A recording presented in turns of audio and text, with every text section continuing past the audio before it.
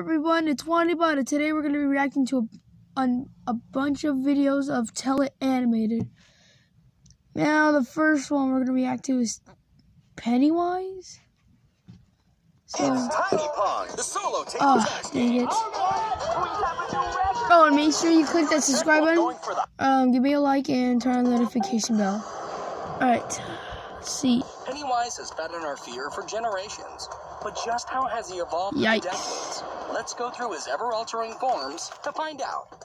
The evolution of Pennywise. Pennywise first appears in the It miniseries. He wears a yellow suit with green and purple accents and 3 pom-poms down the front. He's caked with pale makeup, has a large forehead, round nose, and puppy red hair. He also occasionally reveals vicious, sharp teeth and alien-like hands. In addition to his clown form, he transforms into several citizens of the town daily, and notably, a swampy skeleton, a creepy mummy, and a werewolf to spook his prey. But he's warded off when sprayed with an inhaler and hit with an earring, squeezing down a drain to escape. But 30 years later, Pennywise is all healed up and adds more daring personas to his repertoire. His transformations also include an old lady that rots, a blue zombified bully, a Rottweiler clown, Stan's head in the fridge, and even a plate of freaky fortune cookies. Eventually, he reveals a giant spider form with a glowing belly, but he's once again hit with an earring, then pushed over, and has his heart torn out. The Indian TV series features a new Pennywise. This one is shorter, wears a pink tuxedo with puffy shoes, and a bald cap with tufts of orange hair. He also wears a multi-patterned outfit with triangular green frills, and his makeup is constantly changing.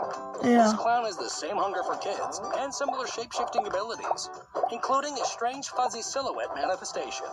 Despite being defeated twice when he's hit with a magical stone, 7 years later he re-emerges in a young child's body and ultimately reveals his original human form. He explains that a girl he once loved mocked his height, so he became a clown, and then took his own life, causing him to transform into an evil ghost clown. Too much. However, his mother forces him to apologize, turning him into a glowing leaf that ascends into the sky. Back in America, another Pennywise appears. He's taller, has a lighter outfit with puffy shoulders. That kind of Pennywise. I watched that. And laced boots. His forehead is huge.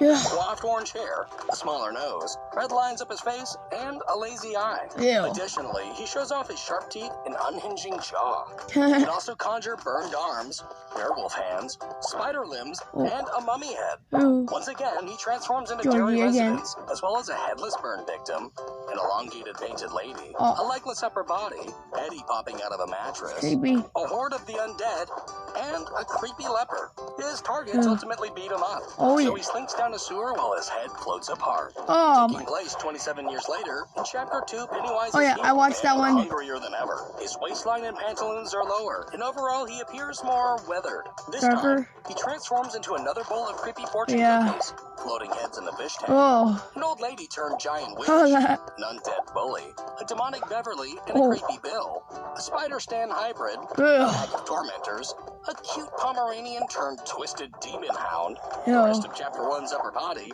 a giant Paul Bunyan statue, and a batch of zombie kid arms. Plus, a more human-looking Pennywise appears, in addition to his original floating deadlight form. In a vision, he's also seen transforming into a bird that turns into a monster. Finally, a giant spider Penny is revealed, but he's told that he's small, which deflates him to a pancake and allows his heart to be easily snuffed out by the power of friendship. Thank you for watching, liking, and commenting. Well, that's not all. We're also going to be reacting to the evolution of Chucky. That's another one. 3, 2, 1, 0.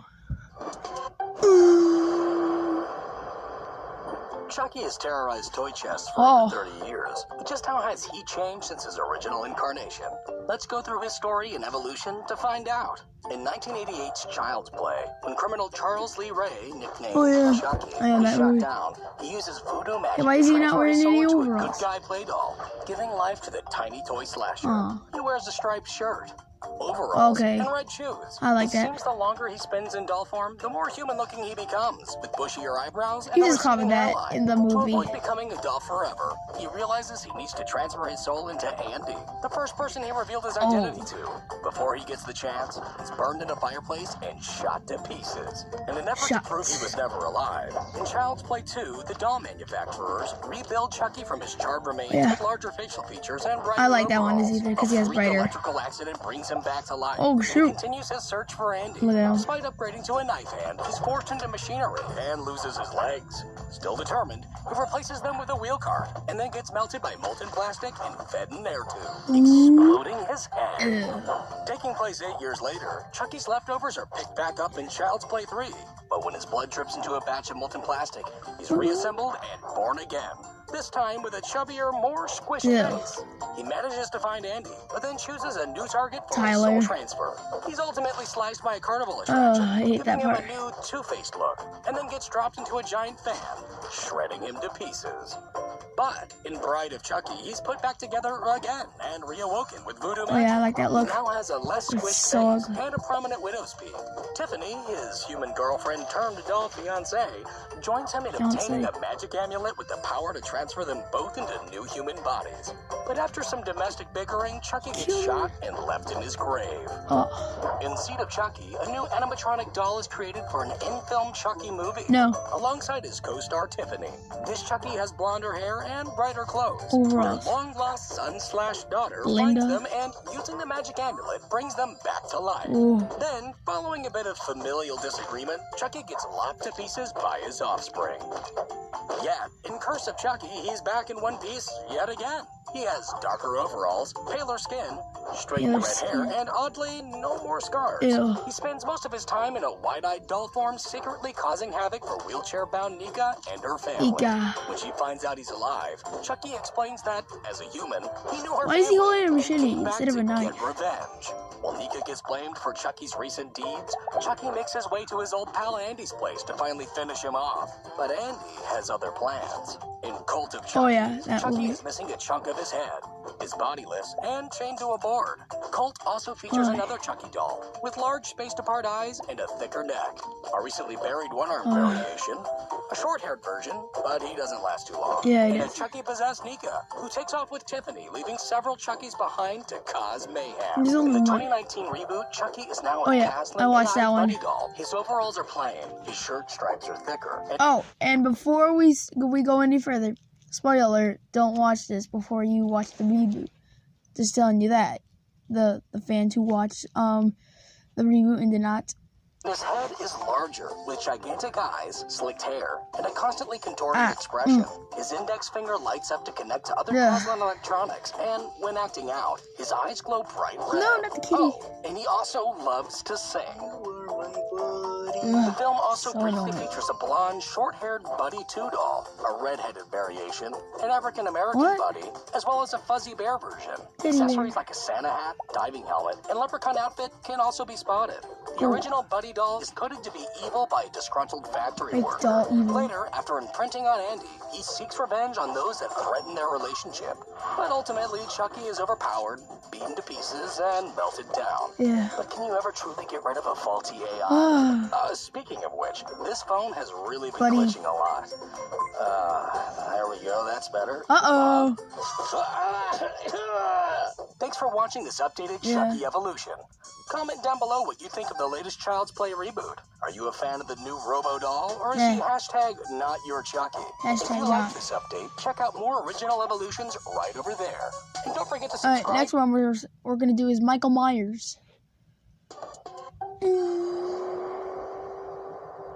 It seems the only thing that can defeat Michael Myers is a retcon. But just how have he and his looks evolved through the Halloween series? From the 1978 classic to the latest 2018 sequel reboot, let's slash our way through. And before we go any further, let me know in the comments below what is your favorite killer. My favorite is Godzilla, but he's not a killer, he's a giant. So it's Godzilla and Jason Voorhees. What's yours? Let me know in the comments below. first appears as a murderous blonde boy wearing a clown costume. He's sent to a mental institution, and 15 years later he breaks out and dons the iconic spruce green jumpsuit and a Captain Kirk mask, painted white with darkened hair. He goes on a bloody massacre and is then shot multiple times and falls off a balcony. In Halloween 2, taking place within the same night, Michael Myers is somehow stuck here. I also like that look because he's stuck here and it's yellow and it's reddish. Who happens to be his sister. Awesome. She shoots him in the eyes and he's set on fire. Nice. Michael does not appear in Halloween 3 Season of the Witch. Oh, I hate that because he's not in the movie. But that doesn't count. So on to the next film. In The Return of Michael Myers, Michael awakens from a coma covered in bandages. He's taller, bulkier, and finds a greasy blue jumpsuit and a new mask to wear. Why did they say this one is less detailed and features a shocked expression with slicked orangish hair that briefly turns pink and blonde. After learning of his sister's death, he instead hunts his niece, but is shot and falls down a mine shaft. In The Revenge of Michael Myers, he is nursed back to health by a hermit. His mask is elongated with hair that's grown out. Once again, he searches for his niece, but he's put in jail and breaks out soon after. The Curse of Michael Myers features a more classic-looking mask. His jumpsuit also has been slightly updated. In this film, it is insisted that Michael needs to kill his family because of a druid curse. He yet again hunts down his family members, but this time he's tranquilized to sleep. Ignoring the plots of the movies 3 through 6 and Halloween H2O, Michael is looking for his sister again. He switches between a variety of masks, settling on one with frizzier hair and eerily revealing eye holes. Once he meets up with his sister, she decapitates him for good.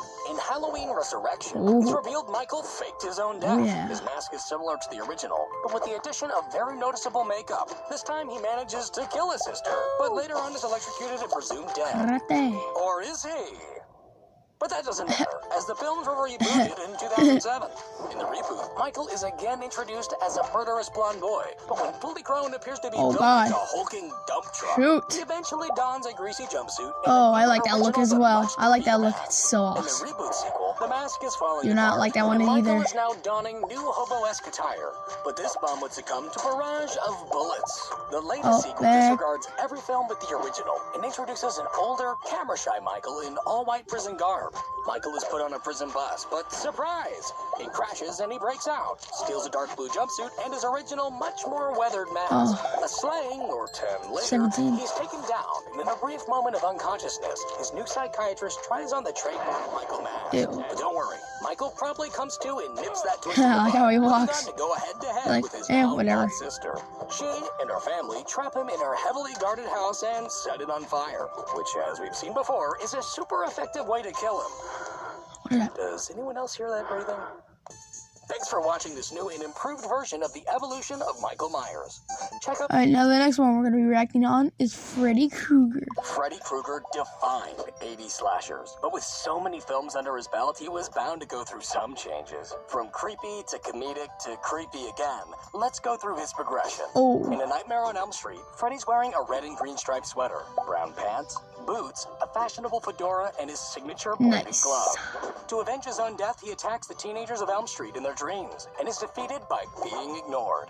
In the sequel, Freddy's Revenge, his nose is hooked and his burn marks, which appear more embellished, extend further down his body. Green stripes are added to the sleeves of his sweatshirt and his pants darken. His eyes are more demonic looking and his blades are physically attached to his head. Two traits that would not carry over to the other sequels. This time, Freddy takes control of a young boy's body and pops out and crashes a pool party. When Freddy gets switched by the young boy's girlfriend, he turns to ash. Jesse. In The Dream Warriors, Freddy's look is consistent with the previous film, but he's shown shirtless for the first time, revealing a chest of screaming souls. He gets beat up by dysfunctional kids in the dream world, and is finally defeated when his human remains get laid to rest. The Dream Master resurrects Freddy with the power of dog.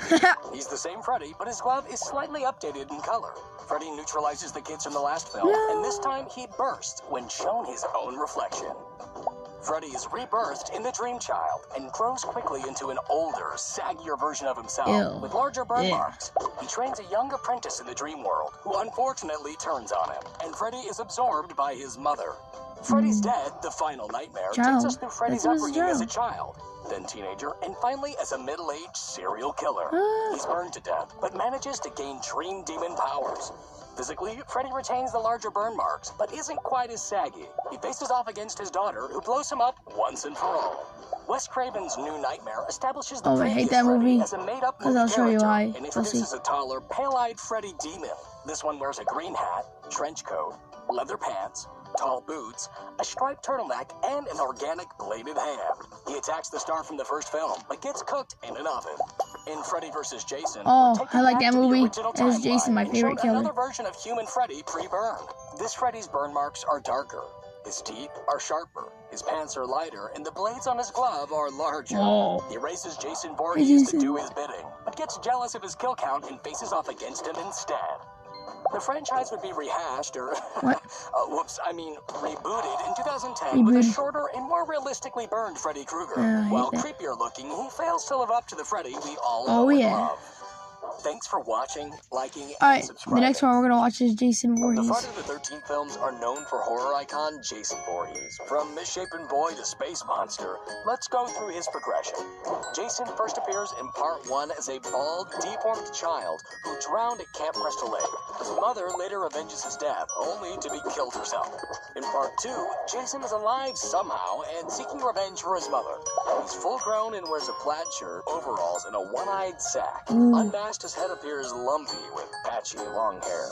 Jason is bulkier in Part 3 and acquires his iconic hockey mask and trades the overalls for blue pants and a green dress shirt. He also ditches his hair for a shaven look and oddly shares little resemblance to himself in Part 2. In the final chapter, Jason's clothes noticeably have more wear and tear, and his face looks much more deformed. He's sliced to death by his own machete and presumed dead. Jason in The New Beginning is revealed to be a copycat. Yeah, I hate that it's a copycat. In Part 6, Jason Lives, Jason is brought back to life when lightning hits his corpse. While zombified, he dons the same attire, but with additional gloves. In the climax, he is chained to the bottom of Crystal Lake. In Part 7, The New Blood, Jason is let loose by a girl with psychic powers, and now sports a chain around his neck and clothing that is even more tattered, revealing bone underneath. His mask is broken and reveals an extremely rotted face. Once again, to stop his rampage, he's sent to the bottom of the lake.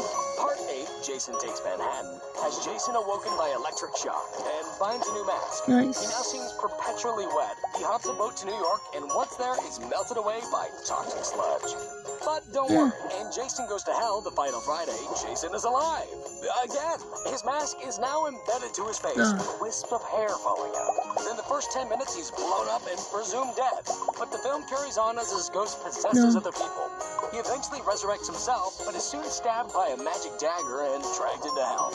Jason is risen by Freddy Krueger crossover, Freddy vs. Jason. His mask is no longer embedded, his skin appears leathery, and he's game-eyed. He's also sporting a new brown coat. Jason X shows Jason back to his normal height and flesh-colored skin, and his face here is lumpy. He's cryogenically frozen and let loose on a spaceship, and later rebuilt with nanotechnology. I like that look. Shiny new mask and bodysuit.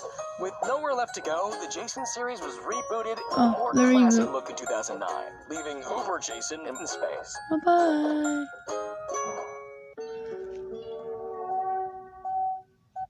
Alright, the next one we're going to be reacting to is...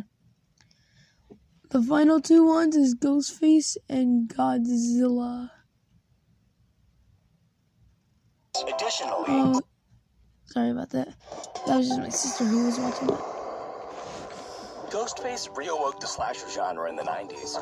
His costuming and ever-altering identity changed ever since. Let's go through his evolution and find out. In the original Scream, Ghostface wears a sparkly robe with square arm tatters and pointed frills on the bottom edges. More ghoulish masks were considered before settling on the peanut-eyed Ghost mask. Nice. The second mask that's wider has thinner eyes, a smaller nose, and smaller mouth, along with a lighter neck piece is also worn by Ghostface, who uses a voice changer to taunt his target, Sydney. As victims gradually get picked off, Sydney ultimately faces her tormentor, who reveals himself to be her boyfriend, Billy Loomis, and his peer-pressured friend, Stu. They explain that her philandering mother broke up Billy's parents, so they took her out and planned to finish Sydney off too. But Stu gets the TV tossed on him, and Billy is taken out by multiple shots. In Scream 2, a copycat appears. He has more circular arm tatters, squared off rips on the bottom hem, and a more pronounced neckline. His mask has a less curved right eye, a creased mouth, and more pronounced cheeks. He also wears a secondary mask featuring squinty eyes and a larger mouth. And at one point, I kind of like that one. Civilian clothing and an ancient Greek-style robe. The copycat eliminates Sydney's college classmates and reveals himself to be both her crazy acquaintance Mickey and Billy Loomis's revenge-seeking mother. While Mrs. Loomis decommissions her partner, Sydney is saved by the man once suspected to have slain her mom. Although Mickey rebounds for one last scare, he is promptly taken out for good. Yet, Ghostface is back in Scream 3. This time his mask lacks the former mouth what's crease that? and has more curved eyes. Additionally, he wears a secondary mask with larger eyes. Oh, I like that Briefly one. hides inside of a prop body bag. He also now uses a magical voice changer that can sound like anyone he wants. Your mother, Sydney. He proceeds to execute the cast and crew of Stab 3 and subsequently reveals himself to be the film's director and Sydney's long-lost half-brother, Roman, who apparently That's how also Roman secretly looks like. planned the events of Scream 1 along with Billy and Stu. But in the end, this Ghostface is stabbed by his half-sister and finally defeated by a flurry of bullets. In Scream 4, Ghostface appears again. His main masked eyes are slightly spaced apart. Another secondary mask is used with wider cheeks, smaller eyes, and a smaller nose. After slashing a new generation of victims, this Ghostface turns out to be Cindy's cousin Jill and her boy toy Charlie, both intent on becoming the famous survivors of their attacks. However, Jill betrays Charlie in order to become the sole victim, but she's later defibrillated and then shot down. In the MTV series, Ghostface dons a rain poncho and a mask that's more human-shaped with uneven eyes, discoloration, and golden straps on the edges. He's also now referred to as the Lakewood Slasher. He terrorizes final girl Emma and her friends, and eventually confesses to being her secret half-sister, Piper, who is shot and falls in a lake. Emma's boyfriend and Piper's secret lover becomes the new Lakewood Slasher in season 2, but he gets caught and put in jail before being silenced by a third Lakewood Slasher, never to be revealed. Because in season 3, the original Ghostface returns. This time the robe is unsparkled, has a floppier loose sleeves, and no open neckline, while his mask is shinier and features a more prevalent jawline. He harasses football-loving Dion before revealing himself to be his half-brother Jamal, who holds a grudge at Dion for stealing their departed brother's identity. But Jamal is soon betrayed by a second Ghostface, their goth friend Beth, who apparently just likes horror movies, and that makes her evil. However, she's pushed through a glass roof and miraculously survives before finally being shot down. Outside of the original Scream series, a Ghostface parody also appears as the emotive villain in Scary Movie, causing confusion among casual movie fans who still mistake the two franchises for one another. Another parody, Shriek If You Know What I Did Last Friday the 13th, features a Jason Voorhees-like villain that accidentally melts his hockey mask into a lumpy Ghostface appearance. And in Jay and Silent Bob Strike Back, a white-cheeked Ghostface appears, but turns out to be an orangutan on the set of the then make-believe Scream 4. Oh, and just for fun, you can also play as Ghostface, sporting a more tactical-looking coat with floating straps, in Dead by Daylight. He comes in a variety of different color variations, including a devil version. But as far as we're concerned, nothing beats a classic. Thanks for watching. Well, that looks like about it, guys.